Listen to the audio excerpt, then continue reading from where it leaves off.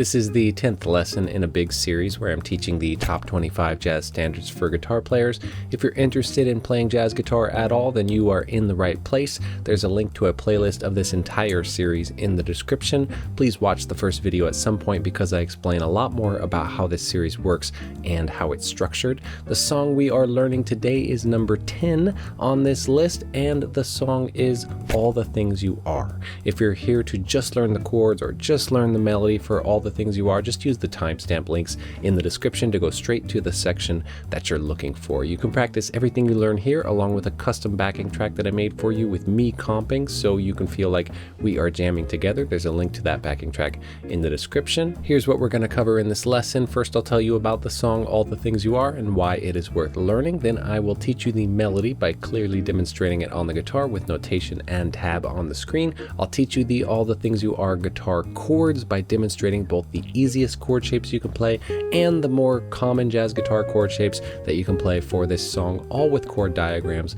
on the screen. I will share a comping tip that can be applied to any song. I will teach you the scales you can use to improvise over All the Things You Are with demonstrations and scale diagrams on the screen. I will also demonstrate chord tone soloing over this whole progression. Every lesson in this series includes a unique piece of advice for how to truly internalize a jazz standard on the guitar, so I will share that. And lastly, I'll give you a guitar listening recommendation for this song. All the visuals and diagrams from this lesson will be posted on my blog. There's a link to that in the description for this song. All the Things You Are was composed by Jerome Kern with lyrics by Oscar Hammerstein II in 1939 for the musical called Very Warm for May. It was originally written as a ballad, and jazz musicians quickly adopted it because of its beautifully crafted melody and sophisticated harmony. This tune is considered one of the most important jazz standards to learn because of how it moves through multiple key centers, making it an essential study for understanding key modulation,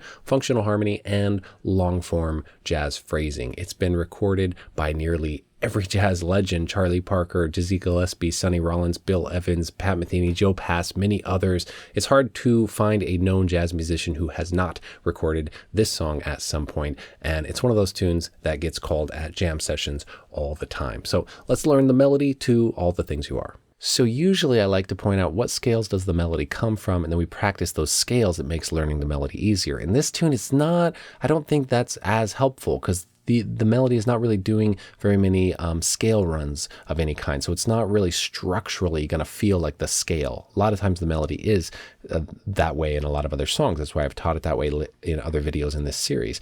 But let's just point out the key centers that are happening here. There's all these keys changing, and then we will drill the scales for the improvisation section. So the keys here this is A flat major through this chord, and then it switches to C major. You can see that's where those accidentals are happening there to change the key to C major. Then we're switching to the key of E flat major for these 5 measures, and then the key of G major for 3 measures. We're still in G major here, so I guess not for 3 measures, but we're still in G major here for another 4 measures. And then we have this kind of turnaround thing. It's kind of E-ish, E minor, E major, and then we just target back to this chord, and we're basically in A flat major again for the rest of the song there. So let's just jump from here and learn the melody with tabs, with notation on the string, on the screen with my demonstrations, and we'll get to really drilling those scales. And eventually you always want to work on chord tones, and those are the things that are going to help you see the melody more clearly as you study this song further down the road. But let's jump to the melody demonstration. Now I'll play you the All the Things You Are melody, and I encourage you to use this section to practice along with my demonstration until you have it down. There will be guitar tab and notation on the screen as I play, so you can see exactly where on the fretboard I recommend first learning how to play this melody. Here it is at 140 beats per minute.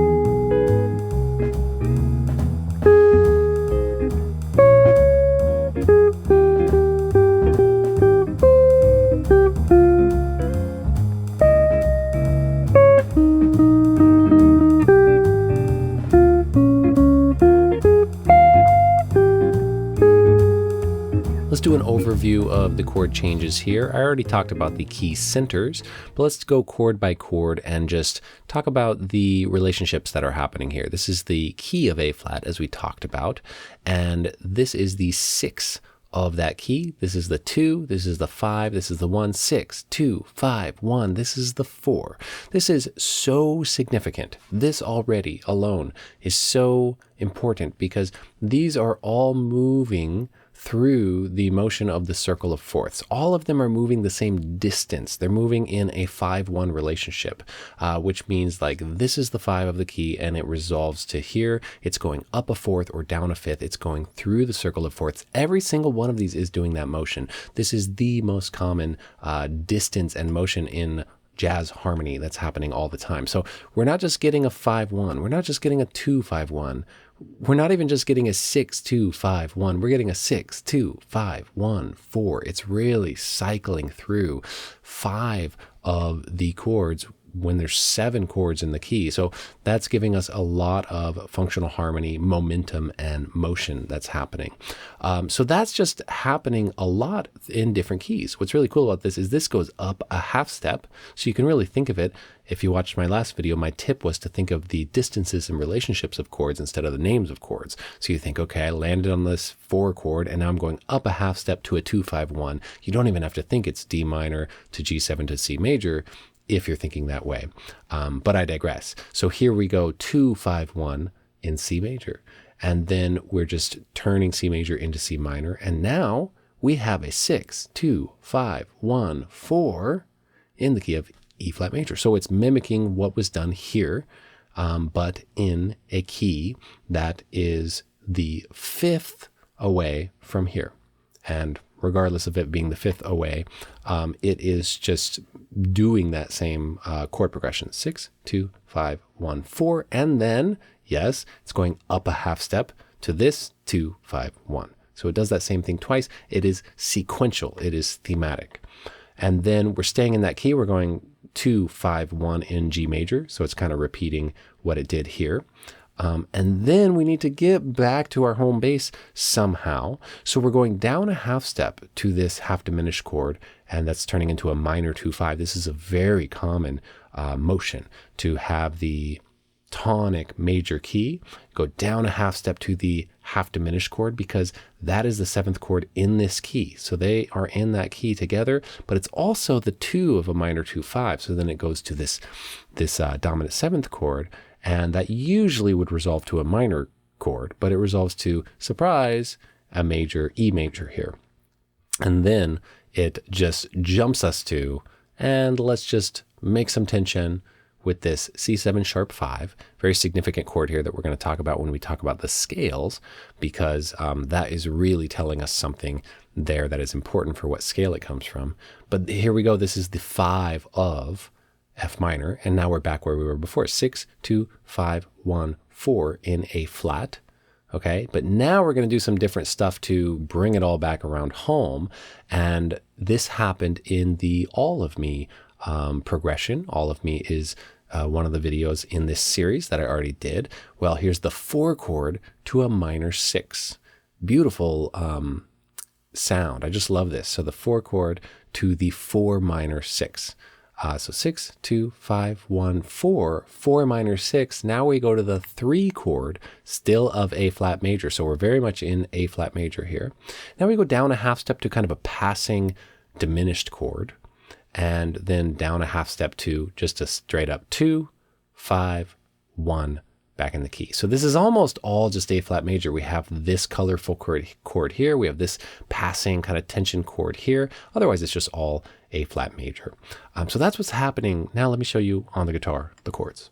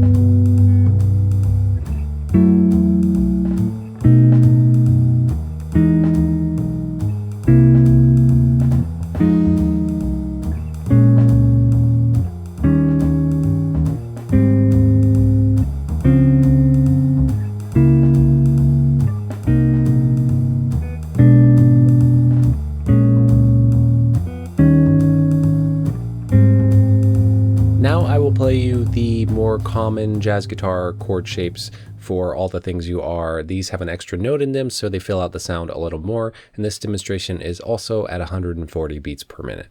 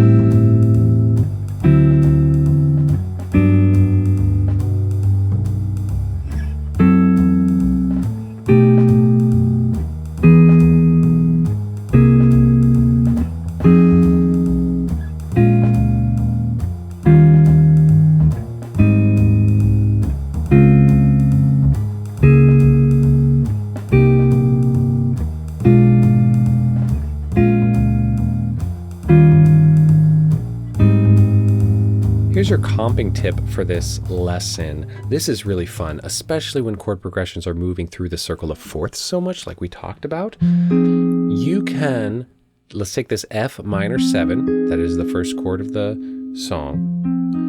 If you go to the 5 of the chord, which if your root is on the 5th string, your 5 is here. 1, 5, 1, 5, 1, 5. Okay, well now that is a whole step above the root of the next chord.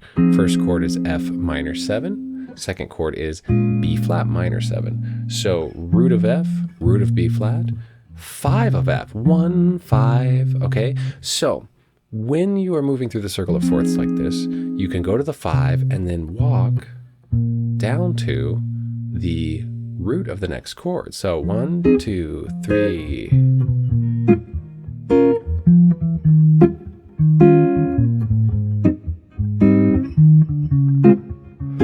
I just went F minor 7, B flat minor 7, E flat 7 with a 9, but that's okay, I can add the 9 anytime, and then A flat major 7, D, and all of those 1, 5, passing tone to the next chord, 5. So if your root is on the 6th string, your 5 is 2 frets up on the next string. So 1, 5, 1, 5, 1, 5, do do do, 1, 5, do do do, 1, 5, do do do. Pretty cool, right?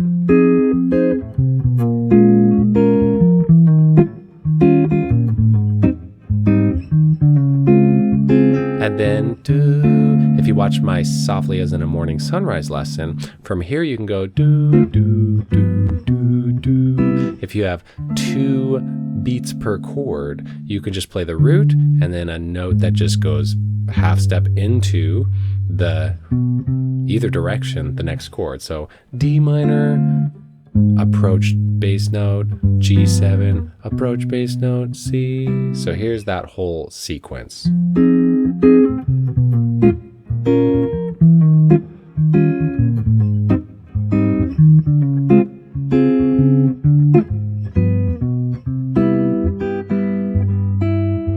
You could just keep doing it a ton through this song. Here's that C minor section, F minor 7, B flat 7, E flat major 7, A flat major 7, and then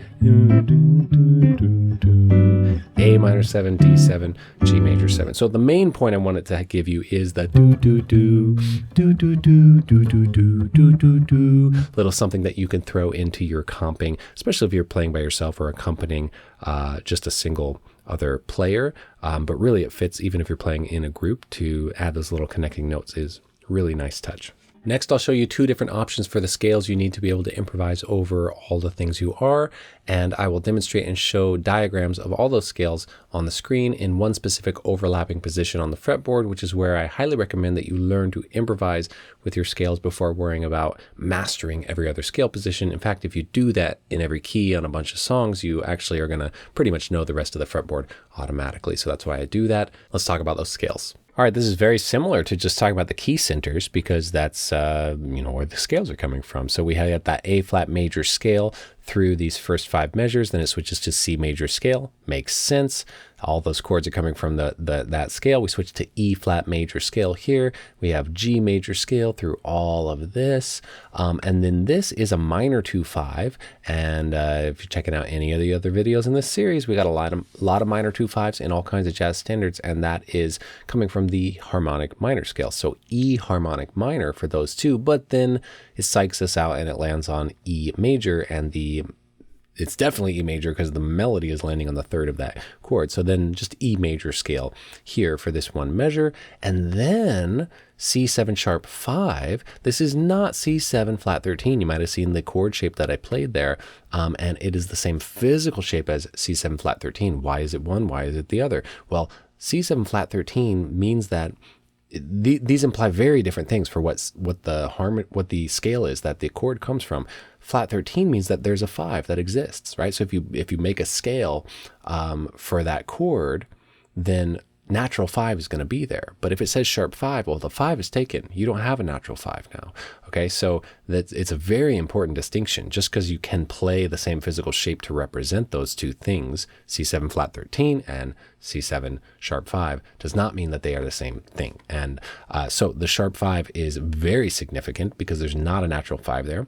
And the default scale that I play with a sharp 5 chord is the whole tone scale. So cool opportunity to work on the whole tone scale for just one little measure there. I have a video all about the whole tone scale that's helpful if you want to learn more about it. Check that out. There's a link in the description. Then we're back to A flat major for all of this, just like before. And then because it goes out of the key here for this minor 4 chord, D flat melodic minor is the scale that this comes from. Then we're back to A flat major here because this is the 3rd chord of A flat major. So things are switching fast now. And then B diminished, so B diminished scale. And then we just have A flat major, and then this is a little minor turnaround, so F harmonic minor leading back to that chord there. So that is a lot. I'm going to demonstrate now I'm going to demonstrate each of those scales now up and down because we want to learn them, show you the scale diagrams, and then I will demonstrate improvising with them as well. And then I'll give you a simpler version. I always give a simplified version of the scales as well that we can use to improvise without all the crazy switching, or trying to minimize that at least. So here's the A flat major scale.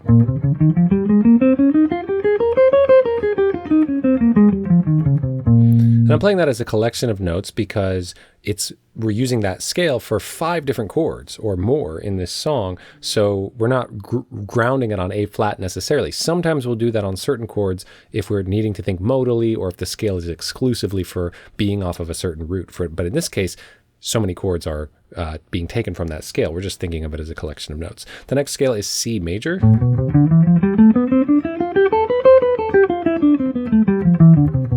We've played that a bunch in this series. The next scale that comes up in All the Things You Are is E flat major.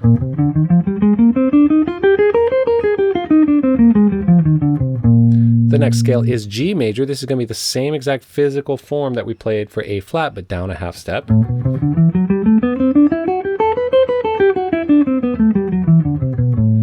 The next scale is E harmonic minor.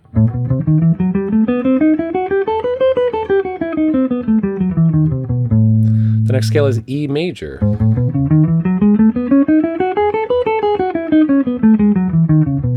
The next scale is C whole tone scale.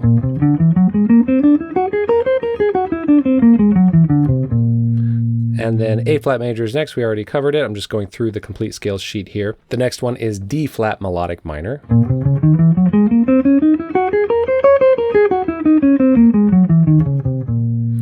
And then the next new scale that comes up is B diminished.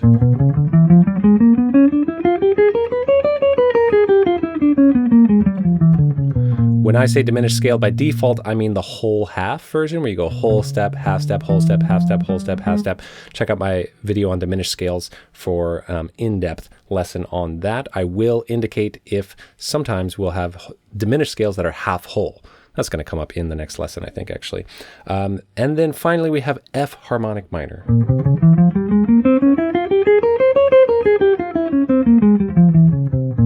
Those are all the scales on the complete sheet. I know it's a lot. Now I will demonstrate improvising over the progression with those scales.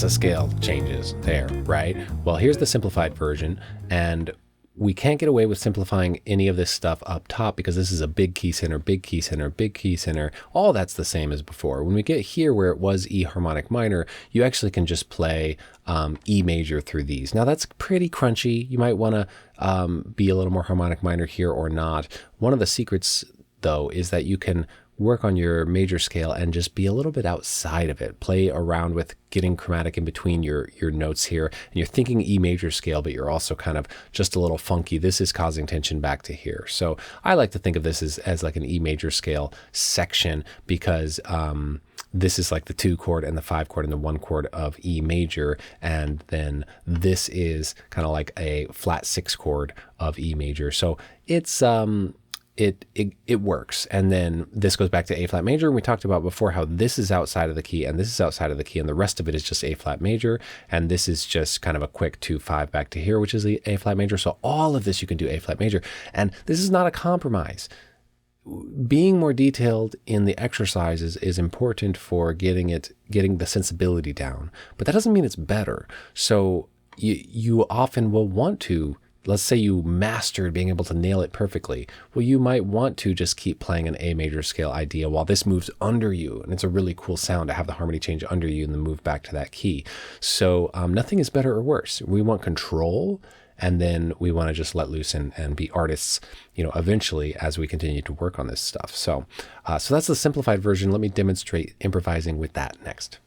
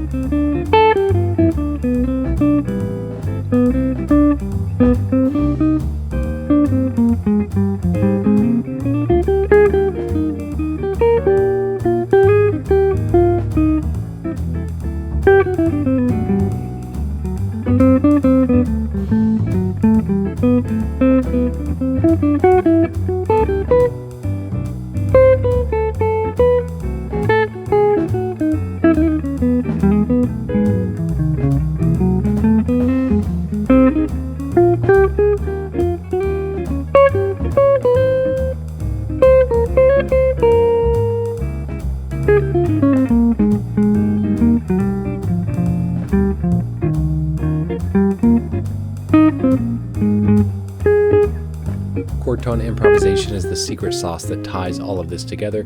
Well, why am I teaching all the scales then? Well, the scales are important. It's how we make melodic runs, and we don't just want to only play chord tones, but we need to know where they are so we can target them and we can hear them and internalize them. So the scales are much harder to figure out. The chord tones, yeah, they're hard to practice and improvise with, but what they are is really clear. We know what the chord is. You can just find the chord tones. If you know the scale, the chord tones are in there. Find the 1, find the 3, find the 5, find the 7 of each chord. So in this series, I am just demonstrating chord tone soloing after demonstrating the improvising with the scales, just to emphasize that it's also a very important step, important thing to work on. So here's a demonstration of chord tone improvisation.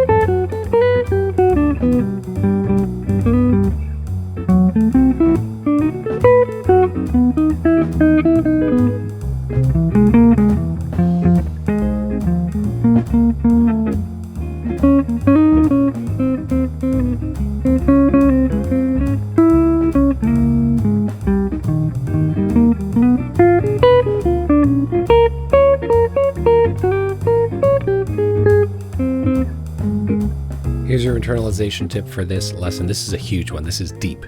This is big.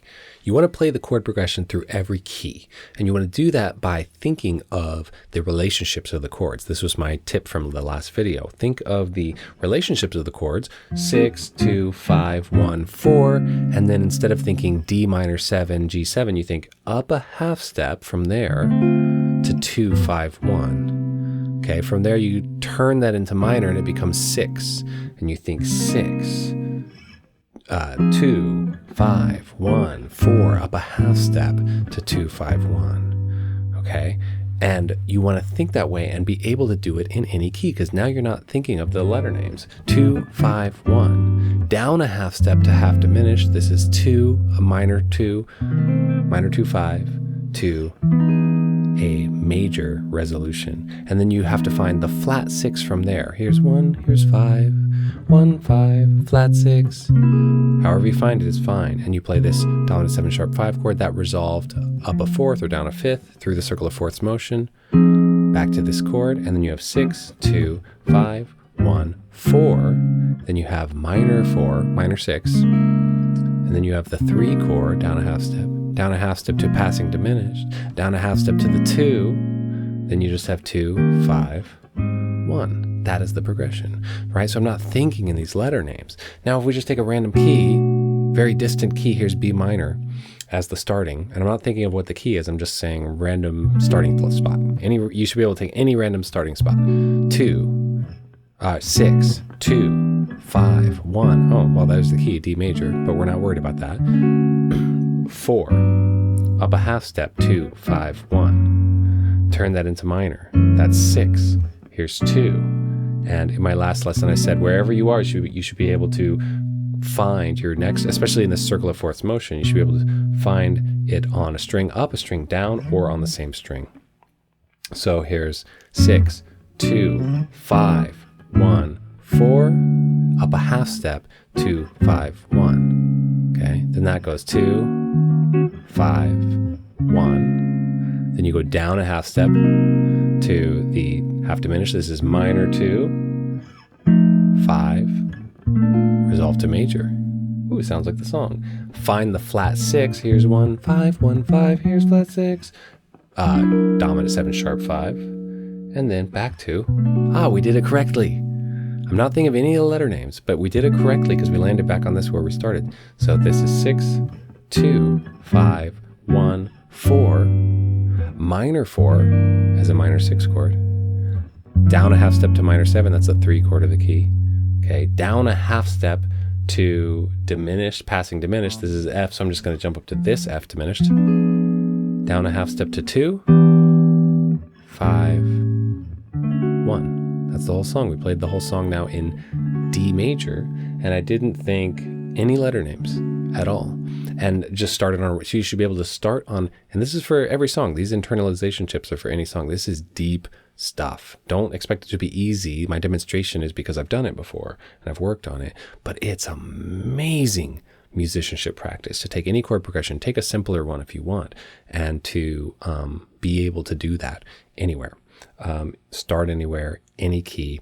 And yes, you want to do it through every key, but notice how you kind of don't even need to. If you can do it with that thinking process, you just can do it in any key. You're not having to necessarily do it in every key, but I would anyway. I like to drill things that way. So that is my internalization tip for this lesson. Hey, if you want the downloadable resources from this lesson, like those scale diagrams, like the scale lead sheets where it's showing you the chord progression and then the scales that go with each chord. I've never seen any other lead sheet like that. I'm sure other people have done it, but this is how I've helped students for a long time when I was teaching one-on-one lessons, like, hey, let's write out what scale in this tonal center, what scale does every single chord come from, so you can have that in front of you and practice switching those scales. Well, if you want the PDF like that and also the chord shapes and almost everything that I showed in this video, I can't give away melodies to songs that I don't own the rights to, but some of the tunes in this series are public domain, and in that case, I'll give away the tabs and lead sheet and everything, but even when I can't, you can learn the melody very easily with the video that I made. But all the other resources